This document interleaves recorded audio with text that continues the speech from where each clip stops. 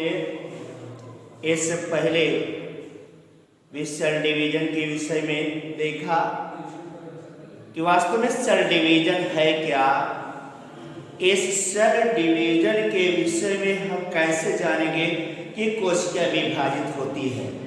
आपको एक उदाहरण के द्वारा मैं बताना चाहूँगा। जैसे मान लीजिए एक परिवार है, परिवार में एक भाई होते हैं, एक भाई बहन होता है, एक जो है माँ बेटे। इस तरह से परिवार में एक सामंजस्य होता है कि जिसके तहत जो कोई ऐसा बीच में कनेक्टिंग लिंक काम करता है जिसके द्वारा दो परिवार के सदस्य आपस में एक दूसरे से जुड़ते हैं। लेकिन एक कंडीशन ऐसी बनती है कि जो उस अवस्था को तोड़ देती है, और जब वो अवस्था टूट जाती है तो परिवार क्या होता है, बिखर जाता है, टूट जाता है, डिवाइड हो जाता है। सेम प्रोसेस ये सेल डिवीजन में होता है कि जैसे ये साइटोप्लाज्म है, कोशिका द्रव्य जिसको आप कहते हैं साइटोप्लाज्म, और न्यूक्लियस। साइटोप्लाज्म और न्यूक्लियस में बहुत बड़ा घनिष्ठ संबंध होता है जिसके द्वारा एक दूसरे के साथ या आपस में जुड़े हुए होते हैं। लेकिन एक ऐसी स्थिति आती है कि जब वह संबंध टूट जाता है, और जब ये संबंध टूटता है तो संबंध टूटने पर किसके बीच में संबंध टूटने पर, साइटोप्लाज्म और न्यूक्लियस, इन दोनों के बीच जब संबंध टूट जाता है तो एक ऐसी स्थिति आती है कि यह कोशिका बट जाती है। वो संबंध टूटता किसके कारण कि जब सेल मीन्स कोशिका एंड साइटोप्लाज्म, इस सेल में वृद्धि होती है। तो जब इसमें वृद्धि होती है तो वृद्धि होने के साथ साथ इसमें इसके संबंध में यह समस्या उत्पन्न होती है कि यह भी बढ़ जाता है। तो आप कह सकते हैं कि मदर सेल के डिवाइड होने पर डॉटर सेल का निर्माण होता है। किसका? मदर सेल मीन्स मातृकोशिका डिवाइड होकर के क्या करके, डिवाइड होकर के क्या बनाती है, डॉटर सेल।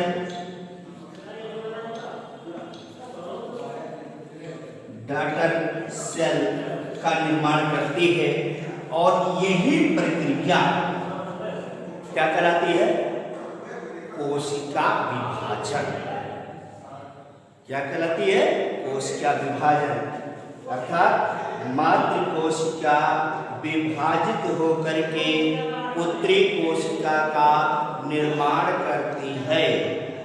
इस अवस्था को कोशिका विभाजन कहते हैं। क्लियर? अब ये कोशिका विभाजन की जो क्रिया है या कोशिका विभाजन कितने प्रकार का होता है, इसको आप देखेंगे इस वीडियो में। है टाइप ऑफ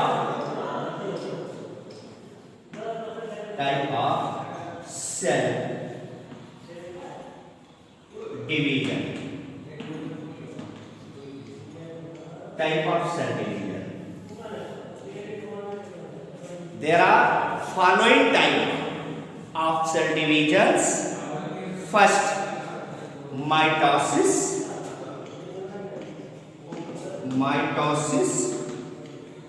और इस माइटोसिस डिवीजन को हम माइटोटिक डिवीजन भी कहते हैं।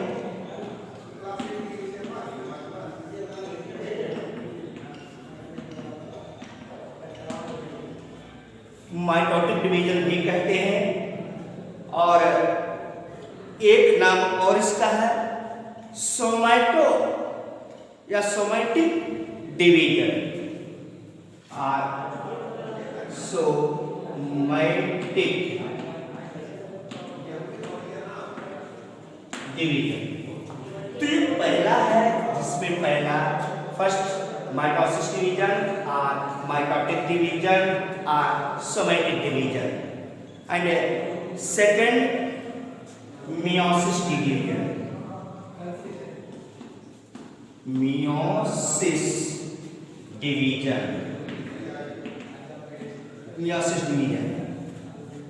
और रिडक्शन डिवीजन।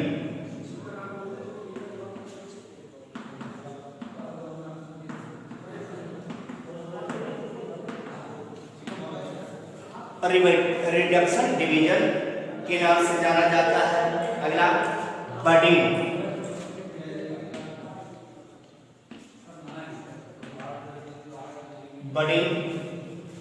एंड नेक्स्ट है ये mitotic division.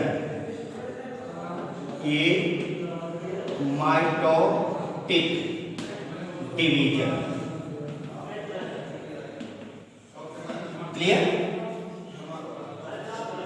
You can say there are following type cell divisions, or you can say the cell may be divided into following methods.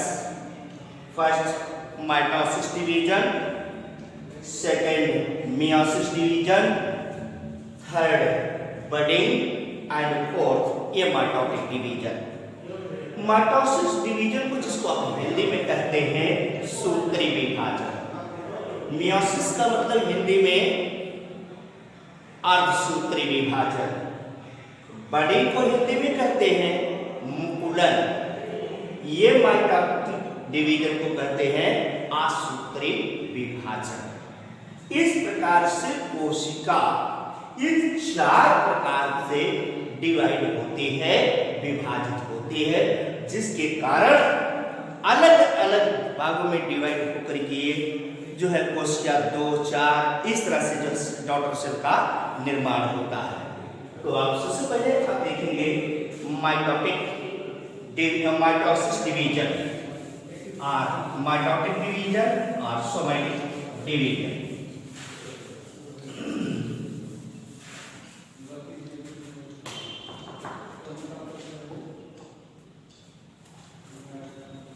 देख, जो माइटोसिस डिवीजन है, यह माइटोसिस डिवीजन जर्म सेल के अतिरिक्त germ cell means जनन कोशिका,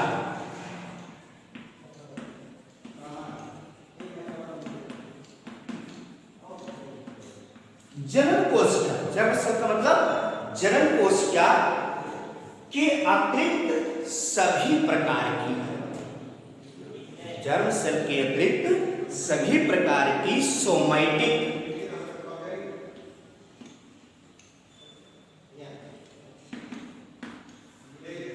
और vegetative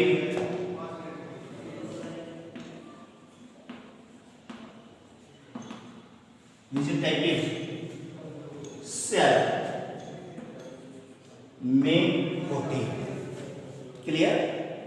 mitosis division germ cell के अतिरिक्त सभी प्रकार की सोमैटिक सेल अथवा वेजिटेटिव सेल्स में पाई जाती है। क्लियर? इसकी खोज, किसकी? माइटोसिस डिवीजन की खोज सन 1882 में, कब? 1882 में डब्ल्यू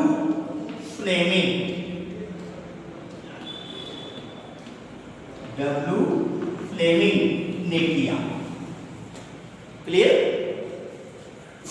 माइटोसिस डिवीजन की खोज 1882 में डब्ल्यू फ्लेमिंग ने किया। आपने इससे पहले वाले चैप्टर में पढ़ा, हमने आपको बताया है कि जो प्लांट है, प्लांट के एपिकल भाग में, एपिकल पोर्शन में मेरिस्टेमेटिक सेल्स पाई जाती है। कौन सी cells? Meristematic cells. Meristematic cells पाई जाती है, जिसको आप हिंदी में क्या जानते हैं? विभ्योतकी ऊतक या विभ्योतक कहते हैं। और ये जो विभ्योतक है, इसमें विभाजन करने की क्षमता पाई जाती है। मेरिस्टेमेटिक टिश्यू में और मेरिस्टेमेटिक सेल्स में विभाजन करने की क्षमता पाई जाती है, जिसके कारण जो इसका प्लांट का एपिकल भाग है, जिसे आप ये देखेंगे कि ये पौधे का शीर्ष है, ये अस्तर है, आपका ये शीर्ष भाग एपिकल है। तो इस स्थान का जो एपिकल पोर्शन इतना है, एपिकल पोर्शन, एपिकल, यह एपिकल पोर्शन, इसमें मेरिस्टेमेटिक सेल्स की संख्या सबसे ज्यादा होती है और ये मेरिस्टेमेटिक सेल्स डिवाइड होती है, जिसके कारण इसकी लंबाई में वृद्धि होती है, ग्रोइंग करता है। कहने का मतलब ये है कि पौधे के ग्रोइंग रीजन में, पौधे के ग्रोइंग रीजन में मेरिस्टेमेटिक सेल्स पाई जाती है, जिसके विभाजित होने पर वो पौधा का जो शाखा है या तना, आप कह लीजिए कि वो लंबाई में वृद्धि करता है। अब जो ये माइटोसिस डिवीजन है, ये माइटोसिस डिवीजन को दो भागों में बांट सकते हैं, या माइटोसिस डिवीजन दो भागों में बटा होता है। कौन कौन सा वो दो भाग है जिसको आप जानेंगे बेटे? वो दो भाग कौन सा है?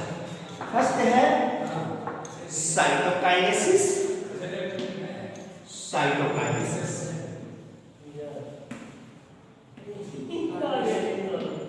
Cytokinesis and second karyokinesis.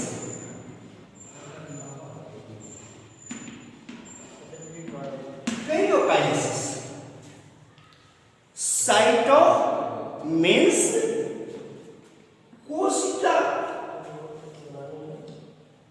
और कैरियन मीन्स न्यूक्लियस। कहने का मतलब इसमें कोशिका विभाजन और ये फिर है केंद्रक, कैरियोकाइनेसिस केंद्रक विभाजन, ये दो भागों में बांटा गया है। अब आप देखेंगे इस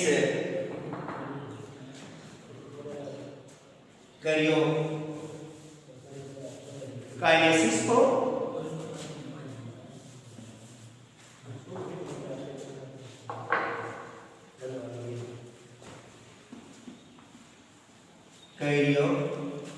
कैरियोकाइनेसिस